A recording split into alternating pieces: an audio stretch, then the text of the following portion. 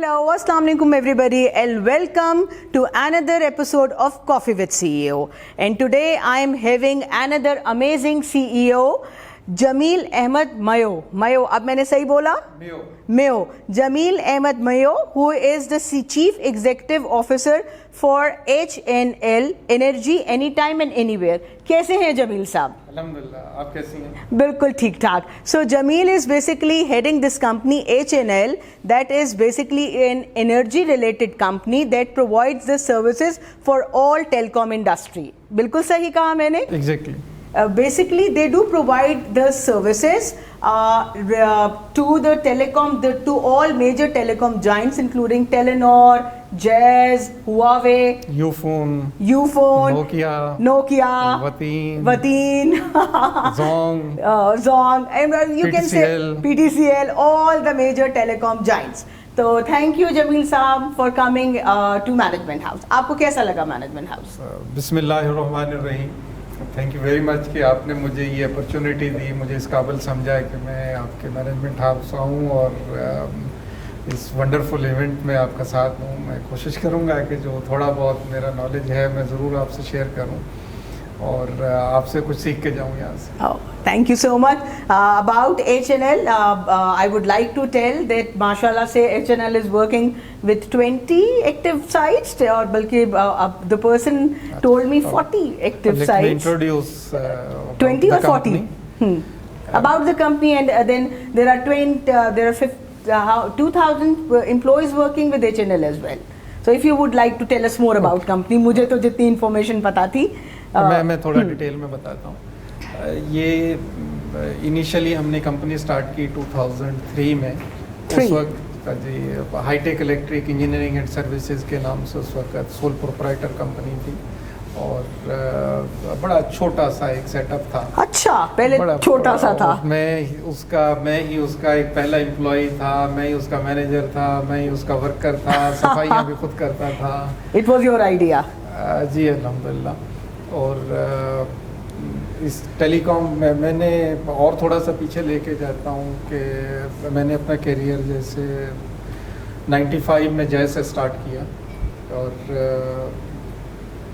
कोई 1 साल वहाँ जॉब की. उसके बाद मैंने उस वक्त की बड़ी लीडिंग कंपनी थी पाकटेल को ज्वाइन किया और पाकटेल के बाद मैं कोई 1 साल के लिए चला गया इतिसलात.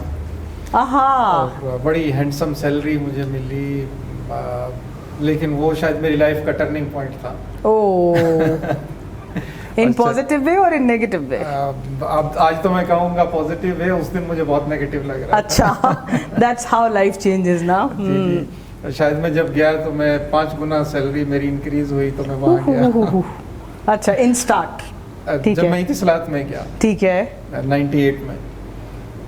तो लेकिन वहाँ जाके बस अल्लाह ने थोड़ी देर के लिए रिज़्क रखा था. मेरी तबीयत ठीक नहीं रही, वो मुझे वापस आना पड़ा. तो सब छोड़ के वापस और फिर अगेन करियर फिर जीरो से स्टार्ट. मतलब फिर जीरो पे आ गए. ये कौन सा ईयर था? ये 2000 था. 2000 एंड ओके, ठीक है. तो 2000 से 2003 तक में क्या किया आपने? कुछ देर जॉब की. अच्छा. 1 साल यहाँ बड़ी छोटी सी जॉब की. ठीक है.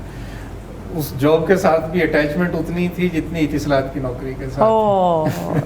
You was loyal to the job. उस जॉब में मेरी सैलरी 10,000 थी और इतिसलात में 1,25,000 थी.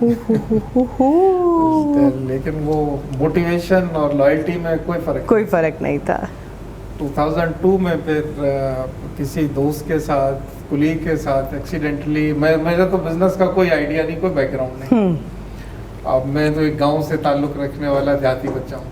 ठीक है. माँ बाप अनपढ़ छोटे से जिम्मेदार थे. ठीक है. और आपकी पढ़ाई क्या थी? मैंने गवर्नमेंट कॉलेज ऑफ टेक्नोलॉजी से डिप्लोमा किया एसोसिएट इंजीनियरिंग का मैकेनिकल में. ठीक है. 95 में मैंने ग्रेजुएशन की पंजाब यूनिवर्सिटी से. ठीक है. और उसके बाद जैसे मैंने बताया कि 95 में फिर मैंने ये जैज में as a field engineer job शुरू की. All technical, all related to the field, related field. ठीक है. अपनी फील्ड में रहा, अपनी फील्ड में उससे बाहर नहीं निकला. ये एक अच्छी बात हो गई ना. जी. और 2002 में फिर उनके कहने पे बिजनेस स्टार्ट कर लिया. तो वो फिर वो जो एक आपको ठोकर लगी, इट मतलब that was a turning point for you? Turning point था वो। अगेन पूरी लॉयल्टी अपने काम के साथ ही थी। वो कोई 6-8 महीने में बड़ा फ्लाइंग स्टार्ट था उस बिजनेस का। ठीक है। उसमें उन साहब ने थोड़ा सा ये फील किया कि शायद इनको पार्टनर रखना जो है ना, ये गलत फैसला है, ये तो बिजनेस सारा मेरी वजह से चल रहा है। तो मुझे कहीं किसी और चैनल से पता लग गया कि इनकी फीलिंग ऐसी है। ये 2002 की बात है। 2002 की बात है। तो फिर मैंने बड़ा पोलाइटली उनसे माजरत रिफ्यूज कर लिया। मैं माजरत की, मैंने और कहा, वो एक कमरे में अपना दफ्तर खोल लिया। कमरा भी नहीं था फिर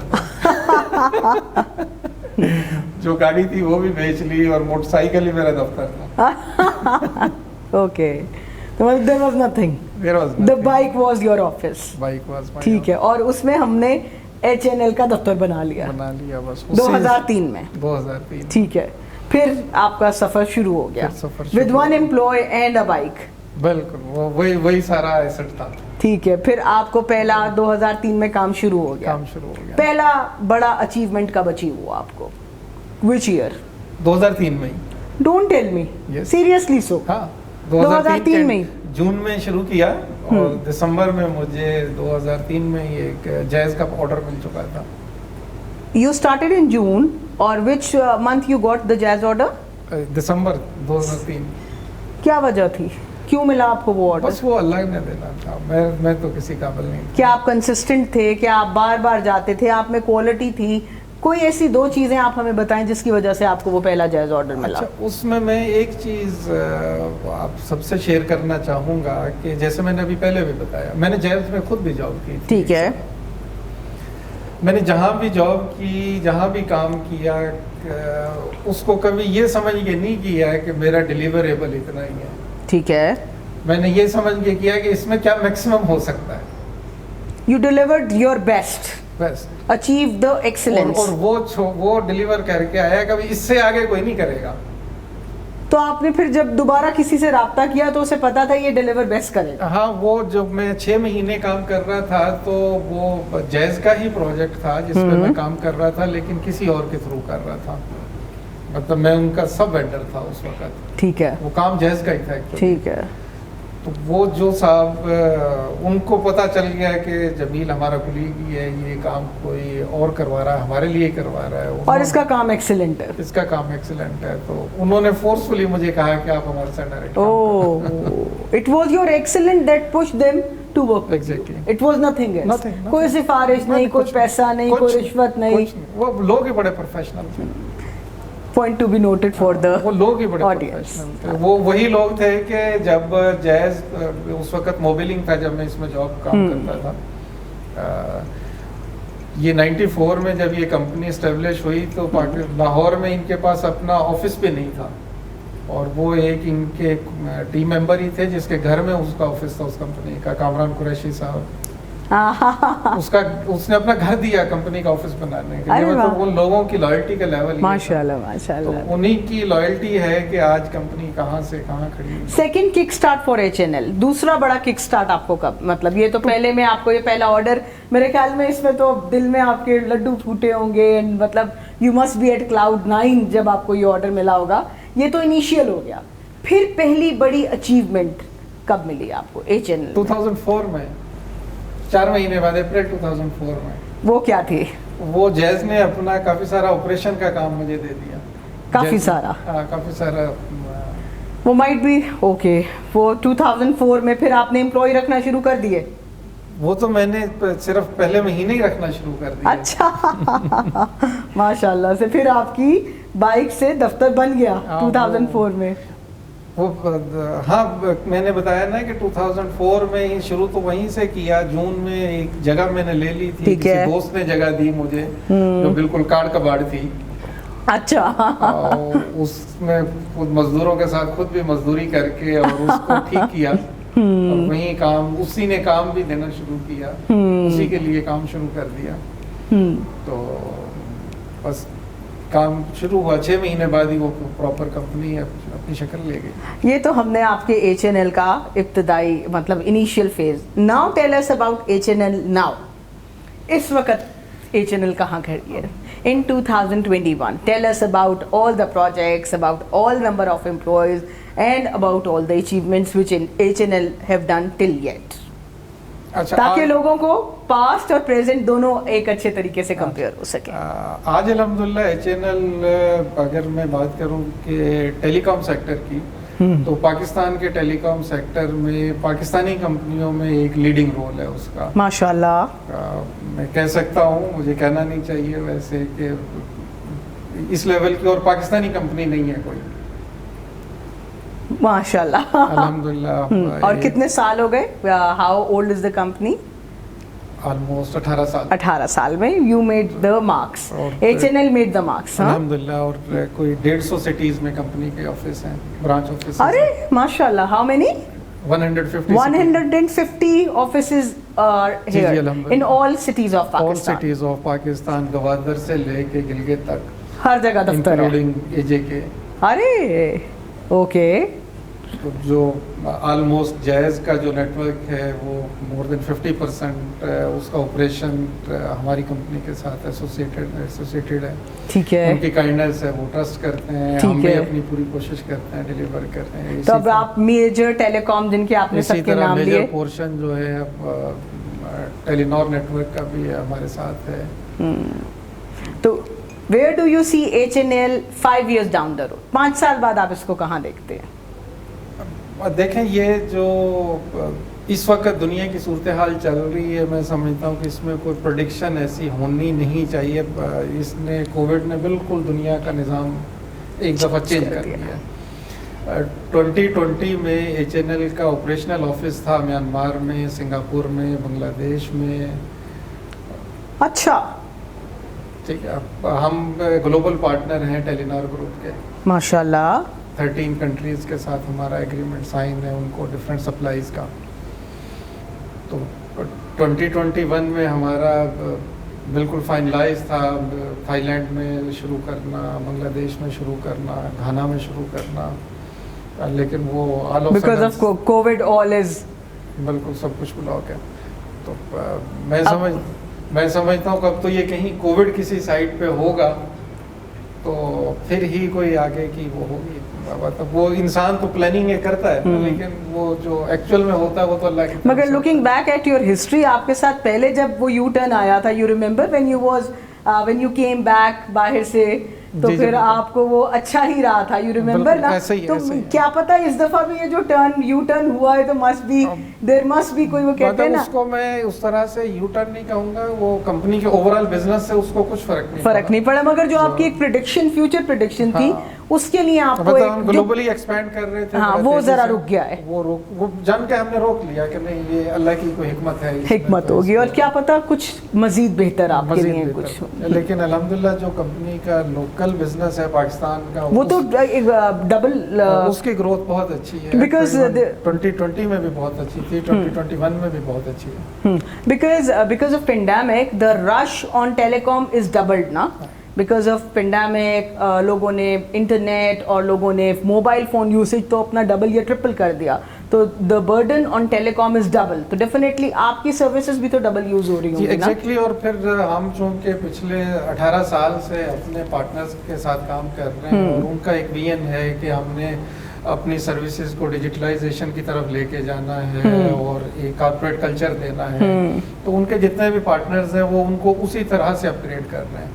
तो हम सिर्फ एक वीक के बाद, जब 23 मार्च को मेरे ख्याल है यहाँ पे लॉकडाउन आया, तो 1 अप्रैल तक हम बिल्कुल नॉर्मलाइज हो चुके थे। वर्क फ्रॉम होम से हमने कम्प्लीटली हम स्विच कर गए थे। जो हमारे लोग ब्रांचों में बैठे हुए हैं उनको एजुकेट कर दिया था, पीपीस दे दिए थे, जो भी पेंडेमिक के लिए उनकी रिक्वायरमेंट थी, कम्प्लीटली ट्यून्ड थे हमारे लोग। और उन एरियाज में भी जाके हमारे लोगों ने परफॉर्म किया जहाँ कम्प्लीटली लॉकडाउन था, लेकिन लोगों को सर्विसेज चाहिए थी।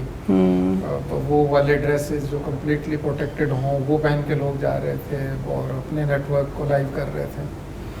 When we look at the export of our neighboring country India, IT export, तो मतलब उनके तो ग्राफ्स बहुत ऊपर जाते हैं, but when we look at ourselves in Pakistan तो हमारे ग्राफ्स उतने ऊपर नहीं हैं, although we are having very good talent here। तो ऐसा क्यों है? आपने भी बताया कि आपकी अब तो पेंडेमिक की वजह से सब चीज़ें नीचे हो गई हैं, तो how would you like to comment on it कि हम लोगों की एक्सपोर्ट देखिए वो आईटी इंडस्ट्री में या टेलीकॉम में या इस इंडस्ट्री में उतनी ज़्यादा क्यों नहीं है जितनी कि इंडिया की है? देखिए इंडिया हमसे डिफरेंट इस लिहाज से है कि उन्होंने इंडस्ट्री ग्रो की करवाई है अपनी। हमारी किसी इंडस्ट्री की ग्रोथ नहीं है, हमारी इंडिविजुअल या कंपनी की या इस तरह ग्रोथ है। हमारी तो सर्विसेज की ग्रोथ तो कह सकते हैं इसको। हाँ, अब तो मैं तो ये कहता हूँ कि ये मुल्क प्रोडक्शन के लिए है ही नहीं, ये तो सर्विसेज के लिए है। और मैं अप्रिशिएट करता हूँ एजाज साहब के आइडिया को, जो उन्होंने ये लीडरशिप का विजन दिया है। हमारे पास वो उस तरह से लीडरशिप है ही नहीं। और मैं कहता हूँ कि अगर आज इस मुल्क की 1 करोड़ आवाम को सर्विसेज के लिए आप ट्रेंड कर दें तो इस मुल्क के 25% मसाइल हल हो जाएं। एग्रीड। ठीक है ना।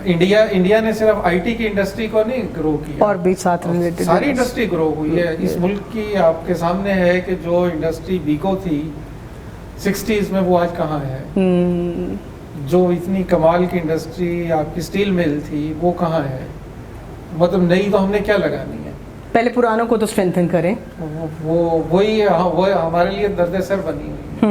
वो HMC को आप जाके देखें, हैवी मैकेनिकल कॉम्प्लेक्स को, तो आंखें खुल जाती हैं। लेकिन वहाँ से हम क्या कर रहे हैं, ज़्यादा से ज़्यादा हमने शुगर मिलें बनाई हैं, वो तो और शुगर मिल से हम क्या ले रहे हैं, वो सबके सामने है। सबके सामने है। तो वो इंडस्ट्री वाला हमारा वो है नहीं। एक वक्त में कोई इंडस्ट्री थोड़ी सी ग्रूम हुई थी टेक्सटाइल की, उसकी भी ग्रोथ आज आपके सामने ही है कि वो कितना गवर्नमेंट ने उसको सपोर्ट किया, रिबेट दिया, और फिर उसके क्राइसिस भी सबने देखे। तो ये आज जो क्विक फिक्स मैं जिसको कह सकता हूँ, आपका क्वेश्चन है कि हम क्या करें। हम तो अपनी यंग जनरेशन है, हमारे पास 25 से नीचे हमारा 50% है, 30 से नीचे, उसको स्किल दें बस। ये हम कर सकते हैं, ये हम कर सकते हैं। ये हम as an a person, as an a company, as an industrialist तो कर सकते हैं। मतलब अगर वो एज अ नेशन जो इंडस्ट्री को उभारना है, वो तो शायद कोई लॉन्ग टर्म प्लान है, उसके लिए इन्वेस्टमेंट चाहिए, उसके लिए आपको बड़े बड़े प्रोजेक्ट्स चाहिए और बड़ी प्लानिंग चाहिए। मैं इसको क्यों इतना जोर दे रहा हूँ कि पाकिस्तान में ये इंडस्ट्री, टेलीकॉम की इंडस्ट्री को हम अपनी इंडस्ट्री नहीं कह सकते। डेफिनेटली वो हमारी इंडस्ट्री तो PTCL थी। वो भी अब उससे हमें फोन लेना कितना बड़ा काम। ठीक है, वो हमारी इंडस्ट्री थी। ये तो किसी और ने आके लगा दी ना हमारे पास। तो इसने इतने लोगों को ट्रेंड किया। आज जो मेरे दौर के लोग थे, अर्ली 90s में जो टेलीकॉम में काम करते थे, आज वो दुनिया की टेलीकॉम की कंपनियों को लीड कर रहे हैं। Yes, no doubt. और बल्कि यहाँ से लोग पिक एंड चूज करके लेके जाते हैं। वो मैंने जैसे बताया कि मैं जब इति सलात में गया, तो वो वहाँ से लोग जस्ट वो स्पेसिफिकली उन्होंने कहा जो पाकटल में काम करते हैं लोग, उनको पिक एंड चूज करके लेके आओ। यस, दर्जनों में लोगों को लेके गए। वो पाकटेल वाले तो I remember because I was working with a multinational that time as well. तो मतलब Paktel was one of our client in an agency, तो वो पिक एंड चूज करके मेरे सामने की ये बात थी तब। वो ये एक ट्रेंड मेरे सामने है। ये हम कर सकते हैं कि हम अपनी मैन पावर को स्किल दें, उसको एजुकेट करें उस लिहाज से कि दुनिया को किस चीज की जरूरत है। आज आप फिलिपाइन इंडस्ट्री नहीं है उसके पास, लेकिन स्किल्ड मैन पावर है कि होटलिंग की दुनिया में उससे बेहतर लोग नहीं है, सर्विसेज की दुनिया। आप बांग्लादेश को देख लें, उन्होंने क्या किया, अपने बंदों को स्किल किया, अपनी प्रोडक्ट लगाए को अच्छा बनाया, and then now they are doing wonderful and they are earning good money. हालांकि वो हमसे बहुत बाद में। हैरानी ये है कि हमने बड़े प्रोफेशनल तो क्या क्रिएट करने हैं। आज अगर आप इसमें देखें तो हमें तो धोबी मोची भी नहीं मिलता। अच्छे कि आप पूरे शहर में, सिर्फ लाहौर शहर में आप कहें कि एक जैसी धोबी की दुकानें हैं, आपको वही काना में मिल जाएगी, वही शादरा में मिल जाएगी। पॉसिबल है ऐसा? नहीं, अपार्ट अब भी बल्कि बहुत जो कुछ अर्से पहले तक चीज़ें आपको बहुत कॉमनली अच्छी मिल जाती थी, अब वो भी आपको शायद बहुत अच्छी नहीं मिल पाती हैं, जो कि पहले बहुत इजीली आपको बहुत अच्छी मिल जाती थी। अच्छा खाना बहुत इजीली आपको मिल जाता था, अब वो भी शायद उतने ज़्यादा आसानी से नहीं मिलता। टेक्नोलॉजी तो एक अपनी जगह, एक आइडिया है ना कि आप मैकडोनल्ड कहीं से भी लें आपको एक जैसे मगर वो तो उनका एक स्टैंडर्ड है ना, मेंटेन स्टैंडर्ड, उन्होंने सर्विसेज ही है बेसिकली, टेक्नोलॉजी तो बाद में आई है। टेक्नोलॉजी तो बाद में आई है। अच्छा, तो जमील साहब, so you are a leader now, माशाल्लाह, you are handling a big company also. Tell me 3 qualities a CEO must have. एक सीईओ के पास लाजमी 3 क्वालिटीज कौन सी होनी चाहिए? टॉप की 3 बता दूं? टॉप की 3 बता दें। एक तो उसका विजन अपना होना चाहिए, अपना होना चाहिए, अपना उधारे का नहीं होना उधारे चाहिए। का नहीं होना किसी चाहिए। से ये नहीं कि कोई किताब से अच्छा लगा आज ये हाँ। विजन, कल कोई और विजन नहीं। अपना विजन, अपना विजन होना चाहिए, कि ये done। मेरा है बस, और वो ही रहना चाहिए, वही रहना सदाबहार। सदाबहार। डन। मेरा पूछेंगी तो मैंने पहले दिन ये डिसाइड किया था कि इस मुल्क में जो भी पैसे वाला आदमी है ना, वो सर्विसेज नहीं देना चाहता, अरे फिर क्या देना चाहता है? और वो पैसा कमाना चाहता है उससे। अच्छा, पैसे वाला आदमी मजीद पैसा कमाना मजीद चाहता पैसा कमाना चाहता है, जहाँ उसको सर्विसेज देने पड़ती है वहाँ उसकी जान घबराती है। Very good. तो मेरी पहचान एक सर्विस प्रोवाइडर की होनी चाहिए। वो पहले दिन भी थी जब आप बाइक पे थे, वो पहले दिन भी, और इसी वजह से उन्होंने आपको पहला कॉन्ट्रैक्ट दिया वो था, आज और भी है। आज भी है। ओके, मैं कहता हूँ कि ये मेरा अपना विजन था। ठीक कि है, मैंने टू services गिव में द best होना। Excellent serve, not only services but the excellent services, Excellent number 1। ठीक है, विजन आपका अपना होना चाहिए, अपना होना चाहिए, लीडर का विजन अपना होना चाहिए। ठीक है, डन। किसी के विजन से लीडर नहीं बनता। नहीं बनता। ठीक। नंबर 2, निभाव में बड़ा कमाल आदमी होना चाहिए। डीलिंग में, आपके उसको- नापतोल में, आपके निभा में। निभाव में बड़ा कमाल होना चाहिए। ठीक हो गया, निभा वो में। रिलेशनशिप जो एक दफा बन गई, वो ताउमर वो वाली है, कितनी भी कच्चे धागे से बंध जाए सही, वैसे वो ही टूटनी नहीं चाहिए। टूटनी नहीं चाहिए, निभा में कमाल होना चाहिए। वो बड़ी- वो चाहे लफ्ज किसी- बड़ा प्यारा इस्तेमाल किया आपने, इसकी अंग्रेजी। वो किसी चेयरमैन के निभा। साथ भी निभाव वही होना चाहिए, और पियोन के पियोन साथ के साथ वही निभा होना में कमाल होना चाहिए आपको। ट्रू। ओह, वेरी गुड। नंबर 3, चाहिए। उसको होना चाहिए, ऑनेस्ट होना चाहिए, ऑनेस्ट होना चाहिए। अपने साथ भी हो, अपने अल्लाह के साथ भी हो, और बाकी सबके बाकी साथ। सब, ये अपने साथ ऑनेस्ट होना क्या होता है? अपने साथ ही तो सबसे ज्यादा झूठ बोलते हैं हम। अच्छा, वो कैसे? शाम को सोते हैं कि ये मैं करूंगा, और सुबह नहीं करते। सुबह नहीं करते। Very good. कह देते हैं लोगों से कि मैं ये करूंगा, लेकिन नहीं करते। बस सबसे पहला झूठ तो अपने साथ अपने बोला ना, साथ मैंने क्यों कहा था ये, जो मैं कर नहीं सकता। When you cannot do it, then don't commit it. Now, don't commit it to yourself first. Yes. पहले तो कमिटमेंट अपने साथ कर रहे हैं।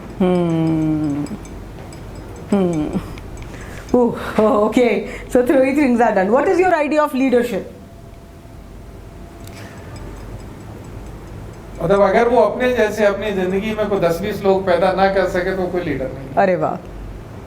10-20 एक अगर दो ना नहीं कर कहे सके, आपने, तो वो 10-20 आपने इकट्ठे कह दिए। वो ना करे तो वो लीडर नहीं होगा, फिर वो लोडर होगा। वो लोगों का बोझ उठा के फिर रहा होगा। हाँ, 10-20 इकट्ठे। मैंने जिंदगी की बात की है, not एक दिन की बात नहीं की। What one thing you want to improve yourself as a leader? एक ऐसी चीज जो आप अपने अंदर बेहतर करना चाहते हैं एज अ लीडर। कि मैं अगर आज मैं 10-20 सोच रहा हूँ, तो मैं अगले 5 साल के बाद कहूँ कि मैं 50 पैदा करूँ। अरे वाह। नहीं, मगर एक अपने अंदर ऐसी चीज जो आप एज अ लीडर इम्प्रूव करना चाहते हैं, कि आप कहें यार ये मेरे अंदर चीज वीक है, as a leader I want to improve this thing. गुस्सा कम करना चाहते हैं अपने अंदर, टाइम की कोई पाबंदी चाहते हैं, या whatever, anything which you think that you should overcome and you want to do it. मतलब मैं अगर कहूँगा तो मैं ये कहूँगा कि अगर मैं सबसे ज्यादा इम्प्रूव करूँ तो अपना निभा इम्प्रूव करूँ, मजीद मजीद इम्प्रूव करूँ, चाहे अपने साथ हो, अपने अल्लाह के साथ, और या लोगों के निभा साथ। की बात की है, हाँ, वो honesty किसी की के बात साथ नहीं की। निभा निभा की बात की है। वो मैं कि अगर किसी अपने सबसे छोटे से छोटे लेवल के एम्प्लॉय के साथ भी मेरी डीलिंग हो ना, तो बिल्कुल वो हो, वो बड़ी कमाल हो, कमाल हो। उसको मैं इम्प्रूव करना चाहता हूँ। Are you happy with the quality of graduates our university are giving now? आपको क्या लगता है कि अब जो बच्चे हैं उन पे तो तरस आता है। Would you like to explain क्यों? और वो तो बेचारे सिर्फ कितने ए हैं, कितने ए स्टार हैं, उसी की दुनिया में हैं।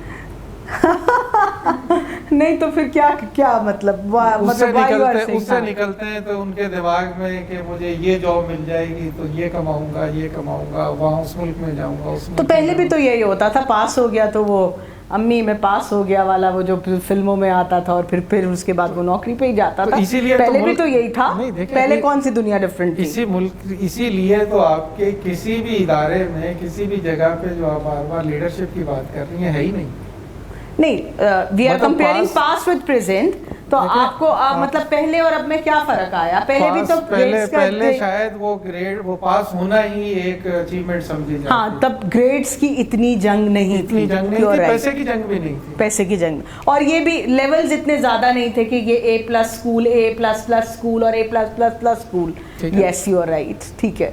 अब लेवल ब्रांड्स की जंग नहीं थी। अब तो ये बेचारे ब्रांड्स में घूम रहे हैं। हाँ। मतलब जो इनको असल दुनिया है वो तो बताई नहीं जाती।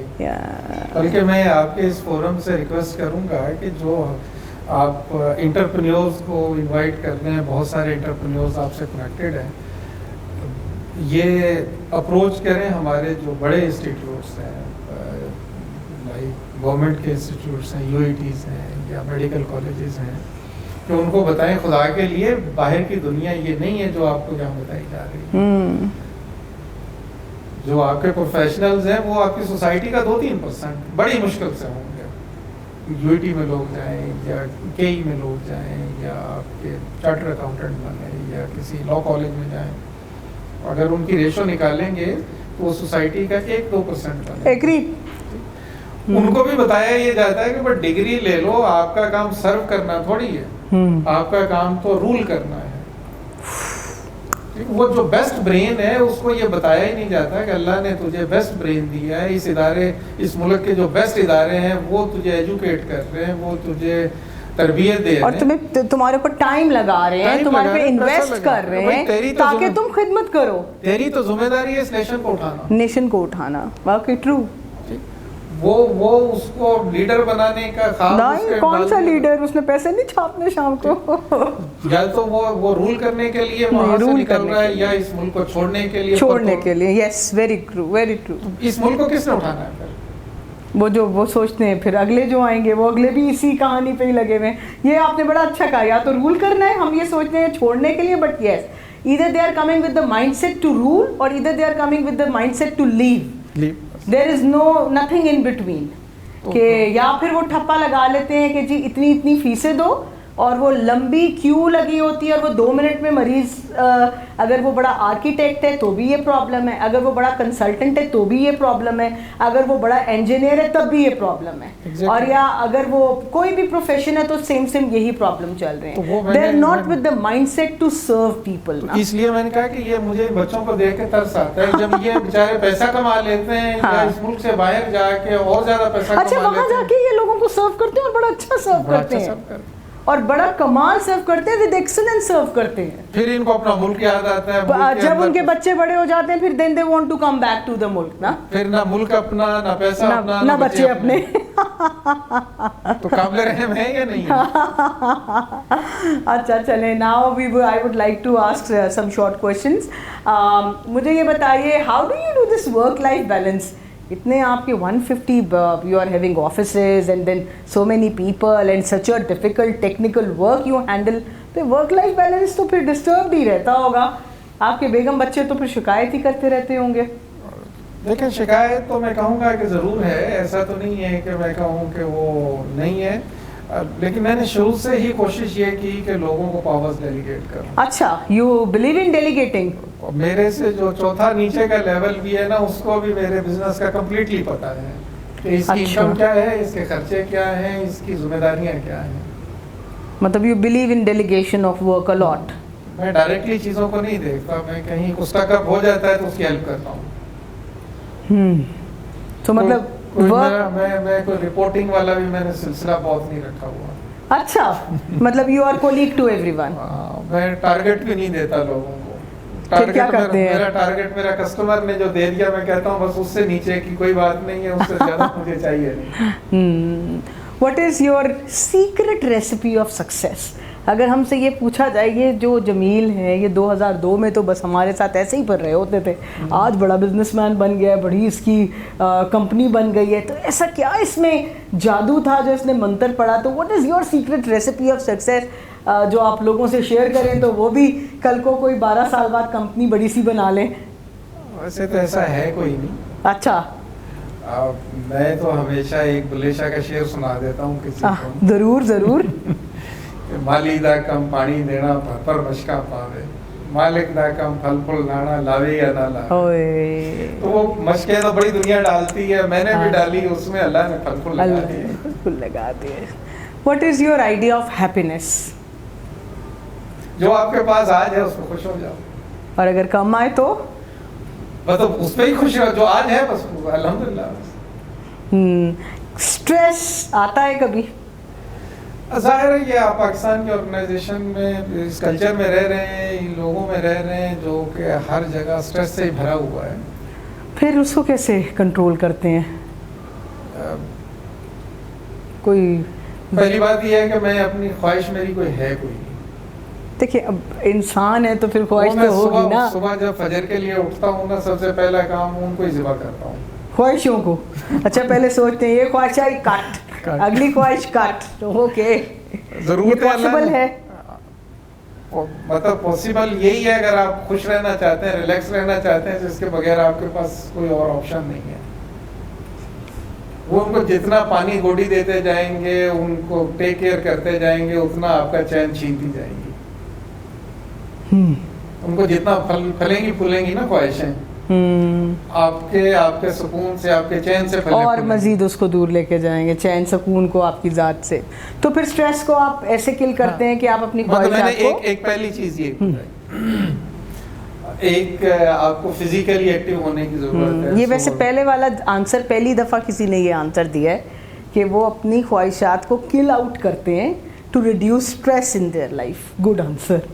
मतलब आउट ऑफ ऑल दीज 200-250 और interviews live in coffee with CEOs और 500 इंटरव्यूज़, किसी ने ये जवाब नहीं दिया कि हम अपनी ख्वाहिशों को किल करते हैं ताकि हम स्ट्रेस्ड लाइफ ना गुजारें। काइंडली ये इसको आप रिव्यू भी करना। हाँ, कि हमारी ज़िंदगी में जो ख्वाहिश जन्म ले तो उसको इसलिए मार दें ताकि आप स्ट्रेस्ड ही ना रहें। आपके लिए मेजर जो काम करने की ज़रूरत वो होना चाहिए, वो तो आपकी ज़रूरत होनी चाहिए ना। हाँ, ज़रूरत और ख्वाहिश में फ़र्क है। फ़र्क है ना, बहुत फ़र्क है।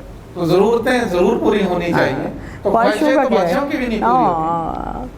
There is a huge difference in ख्वाहिश एंड ज़रूरत। और मेरा अपना मानना यह है कि इस रेस में हारना आपने है, ख्वाहिशों की रेस में आप ही ने हारना, तो उसमें पैर क्यों रखो? पैर नहीं, और बेहतर है पहले ही हार जाओ, रेदर देन आप बहुत सारी उसमें पैर ही क्यों रखो? गुड। सो पहला आप ये काम करते हैं कि आप अपनी ख्वाहिशें जो हैं वो शुरू सुबह होते ही खत्म। इंसान है ना, आती है। हाँ, good idea. Number 2, you are physically active. ठीक है। मैं कोशिश करता हूँ कि अपनी नींद भी 8 घंटे तो नहीं ले सकता, लेकिन 6 घंटे से कम ना होने दो। ठीक हो गया। नींद का ख्याल करता हूँ, तो कोशिश करता हूँ जल्दी सो जाऊँ, 11-11:30 बजे सो जाऊँ। ठीक है। फजर के बाद मैं बड़ा रेयर सोता हूँ, अगर नींद शॉर्ट हो तो फिर मैं वॉक करके, एक्सरसाइज करके फिर कुछ देर के लिए सोता हूँ। ठीक है, ठीक है, ठीक है। उस टाइम बच्चों के साथ गुजार लेता हूँ, सुबह नाश्ता करवाता हूँ खुद, वो काफी सारे स्ट्रेस को निकाल देता है। that's very good। वो काफी सारे स्ट्रेस को निकाल देता है।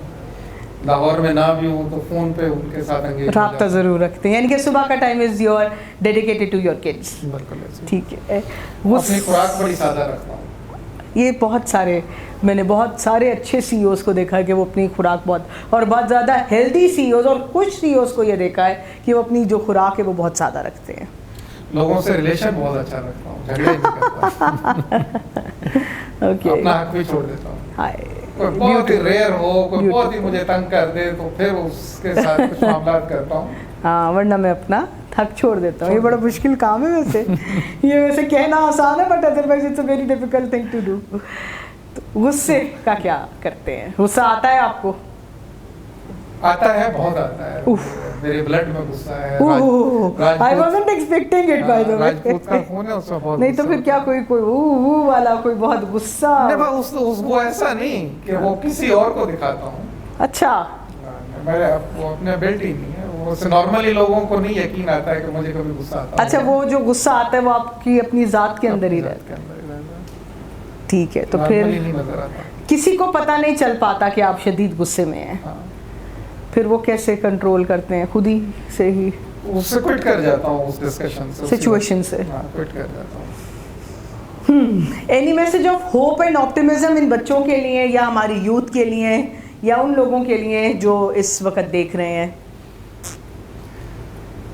और मैं तो अपने हवाले से ही उनको होप दिलाऊंगा, अगर मेरे जैसा एक छोटे से लेवल का गांव का देहाती आदमी बसों में सफर करके कॉलेज जाए, यूनिवर्सिटी जाए, नौकरी करे, मोटरसाइकिल से अपना बिजनेस स्टार्ट करे, और आज इतनी बड़ी कंपनी का मालिक हो, जिसके वालिदैन भी अनपढ़ हों, जिसके